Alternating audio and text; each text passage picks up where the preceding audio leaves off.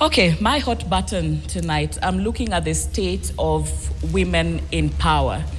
And this is coming off of recent events where we have seen prominent women leaders put in a position where they have to dance.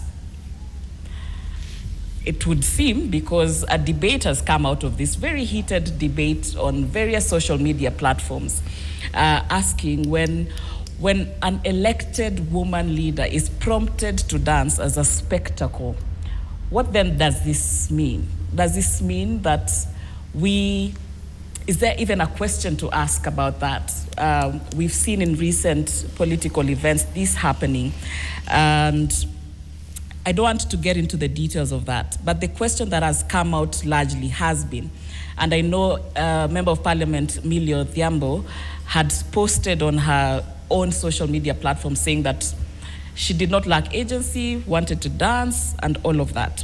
But the questions that I want us to ponder about tonight with this matter, and we are really looking at this from a place where we've made as a country and globally, really, when we talk about women empowerment, and standing on the shoulders of giants such as the late Phoebe Asio, who we are yet to bury and who will be befittingly given a state funeral, that fought very hard for women to have agency, to have a seat at tables where decisions are made. So when a counterpart who you should be equal to in terms of speaking, in terms of the space you occupy, then asks you to turn around as a spectacle for entertainment, what does this mean? Is this just a dance? And this is what I want to pose it as the questions that we ask, because I've seen what is coming out of this debate. Is this a choice or a command? Even from that position of agency, are you really choosing to do what has been asked or demanded of you? Is there really choice that you have in this?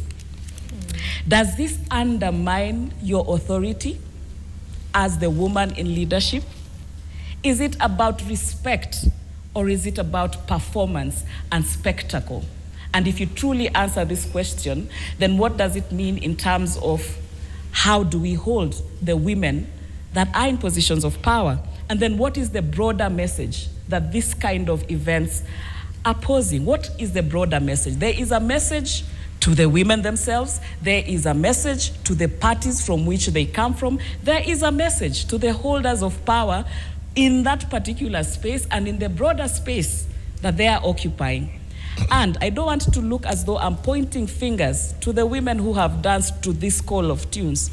I think I want to reflect as myself, as all the women that are held to account or to positions of speaking, of power and representation, that are we really there? Are we really there? Are we really making strides?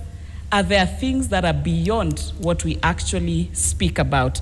That is my hot button tonight, that this isn't just about politics, it's about the pervasive culture that dictates how women are perceived, are treated. And when you're in a position of speaking for more than just yourself, then when you can't, you can at least be honest about the things we need to be honest about in our conversations. That's my hot button.